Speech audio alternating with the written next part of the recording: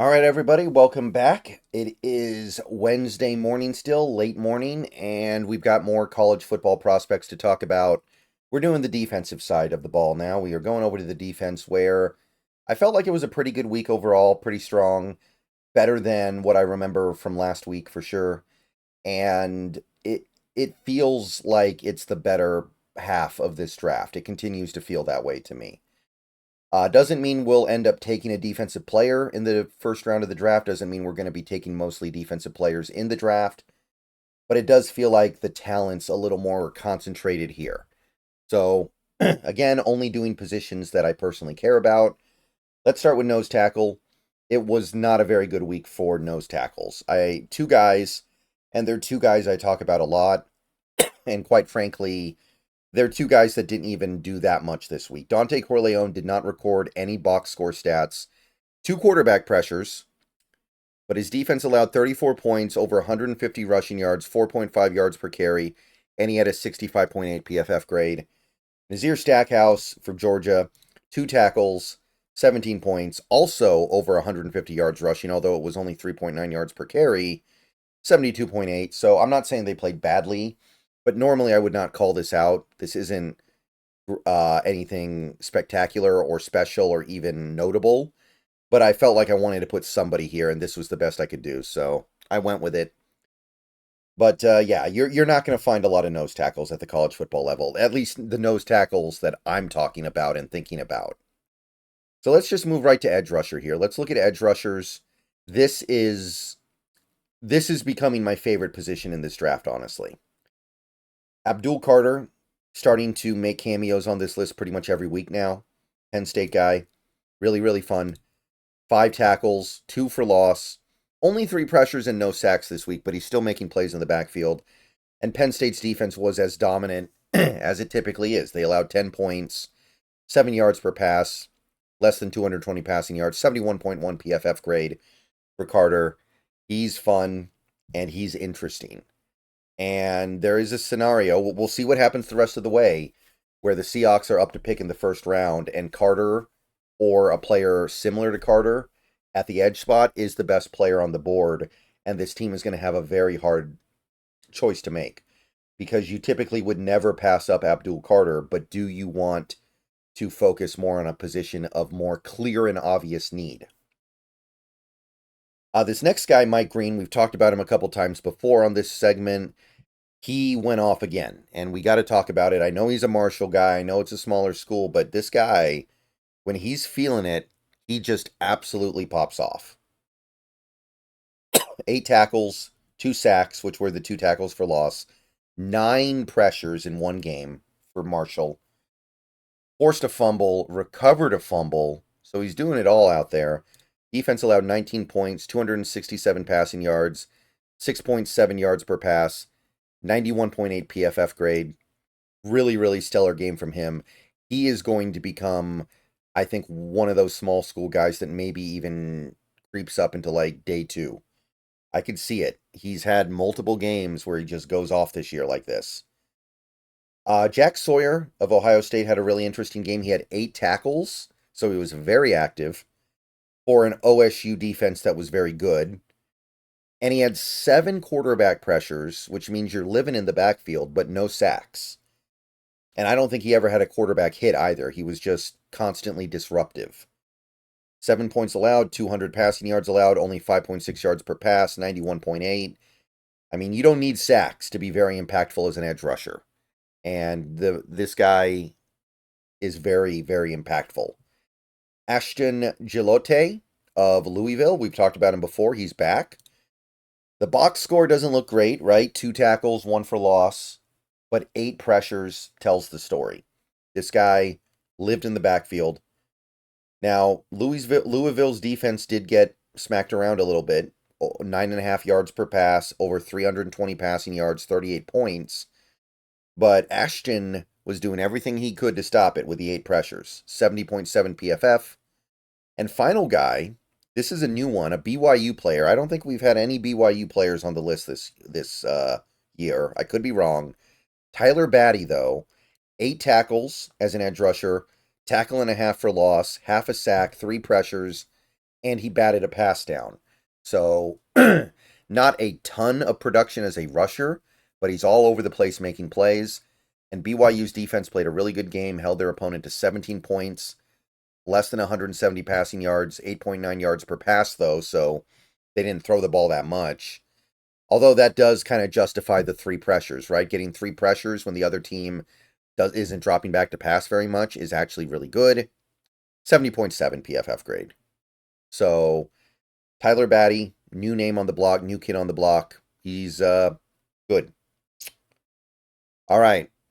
Now we jump on over to linebacker here, where I actually think there were more than 5 guys I could have shouted out in this segment. I'm going to keep it to 5, but the linebacker spot looked pretty good this week to me. Better than usual.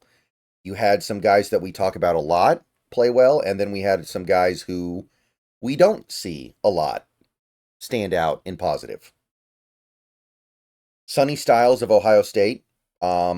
Haven't talked about him that much this year, but they're doing some fun stuff with him. He's even playing a little bit of edge rusher. 6 tackles, 2 sacks, which were the 2 tackles for loss. 4 pressures, and that's with him only as a part-time edge rusher, by the way. 2 passes defensed. Ohio State allows 7 points and 50 rushing yards, 1.7 yards per carry, 77.6. I'm not saying this guy's going to be like Micah Parsons because I don't think he has the athletic profile for it, but he's providing value in both areas for OSU, and it is worth noting. Smael Mondon Jr. of Georgia, 2 Georgia linebackers this week, 8 tackles for Mondon, including a sack, which was the tackle for loss, 2 quarterback pressures, 1 pass defensed, and Georgia's defense was good. They did get run on a little bit, but not a lot, 17 points, 71.1 PFF. And Jalen Walker, also got to give him a shout out here as well, because he is one of these guys that I'm targeting as a potential dual threat linebacker where he can play outside or inside. 8 tackles, including a sack, 2 pressures. Identical stat line to Mondon, except he doesn't have the pass defensed. 60.2 PFF grade, which isn't great, but he continues to be one of my favorite guys in this draft. Alabama guy now, and this is a guy who's just rocketing up the draft board, Jihad Campbell. I don't know where he's going to end up, but he might end up being the top linebacker, or at least in the top 3. In fact, at this point, I would probably predict it because Perkins got hurt. 9 tackles, 1 for loss. He had a sack. He had 2 pressures. Alabama allowed 7 points and 62 rushing yards. I know they're playing a terrible opponent, but we work with what we have here. 75.8 PFF grade. And final guy, this is Cody Barton's brother here, Lander Barton of Utah. A little bit all over the place here. 5 tackles, 1 quarterback pressure, which, whatever. But he had an interception that he took back 17 yards, and he had a fumble recovery. So, ball hawk, always around the ball, making plays.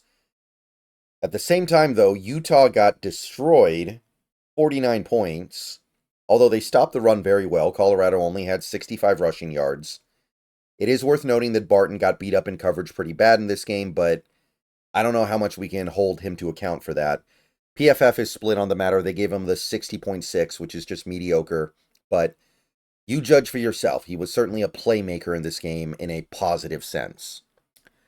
And that's it for linebackers. And honestly, there was a couple other guys that could have been here too. So it was a pretty good week for linebacker play. And obviously the Seahawks, they're not in the same position they were about a month ago at linebacker. But it's still good to see this. Finally, defensive back, which is mostly safety. We've got 4 safeties, and then we've got 1 nickel corner. Let's start with the nickel corner. We got Jahdae Barron. He played one of the best games that you will ever see a player like a Jahdae Barron play for Texas. Doing a little bit of everything. 7 tackles, 2 for loss, including 1 sack, 3 quarterback pressures, 1 interception, 1 pass breakup, allowed 19 yards in coverage on, I think it would have been, 5 targets? And Texas only allowed 10 points, not even 150 yards passing, 77.4. He's a lot of fun, man. And I don't know what his full-time role will be in the NFL. I feel like whatever he does, he's going to be successful at it, though. Because he's just always around the ball, it feels like. Always making plays. Finding different ways to do stuff every week. Xavier Watts, welcome back, Notre Dame guy, ball hawk. He ball hawked this week, interception, and had a pass breakup, 3 tackles. Did not allow a single reception on 2 targets, and he recovered a fumble. So that is a classic Xavier Watts game, making things happen. Notre Dame allowed 14 points, less than 5 yards per pass, 83.5 on PFF. Nick Amanwari had an interesting game for South Carolina. 11 tackles, which led his team and was obviously one of the better performances of any safety this week. But nothing really else stands out. He didn't make any plays on the ball. He didn't get involved in any turnovers. He wasn't blitzing. He just played a normal Nick Amanwari game. 26 receiving yards, 6.5 yards per target. So, 4 targets? 30 points allowed, 237 passing yards allowed by South Carolina, which is more in the realm of just meh. But 65.2 PFF grades, not really up to his standard. But even when he's not playing at peak, he still impresses me. And I think that he continues to be one of the more interesting dynamic playmakers in this draft at the position. Jalen Catalon, who I think I talked about last week or maybe 2 weeks ago, of UNLV, small school guy. He stood out again, 5 tackles and a sack and an interception. Did not get targeted once in coverage. He did commit a penalty, but UNLV only allowed 20 points and 160 passing yards, 77 PFF grade. Catalon is going to be one of those small school sleepers. And the final guy, I believe, is new. If we've talked about him before, it was only once before. Hunter Wohler. And Wisconsin, they put up a heck of a fight against Oregon. Their defense played great, and Wohler was one of their best players. 12 tackles, allowed 32 receiving yards on 4 targets, and you can see how good Wisconsin's defense was. 16 points, 220 passing yards, 7 yards per pass against Oregon. That's pretty phenomenal, and it was almost enough to get the win. 67.8 PFF grade. I know he didn't make any big plays. He didn't take the ball away or anything like that, but when you're playing that Oregon offense, and you are at the head of the spear of only allowing 16 points, you did your job. That's what I'm going to say about that. All right, so that's it for draft interesting players, or interesting players in this draft for me this week on defense. So let me know what you guys think. I will see you guys later today. More videos coming. Go Hawks, and that is how I see things shaping up so far in the 2025 NFL Draft.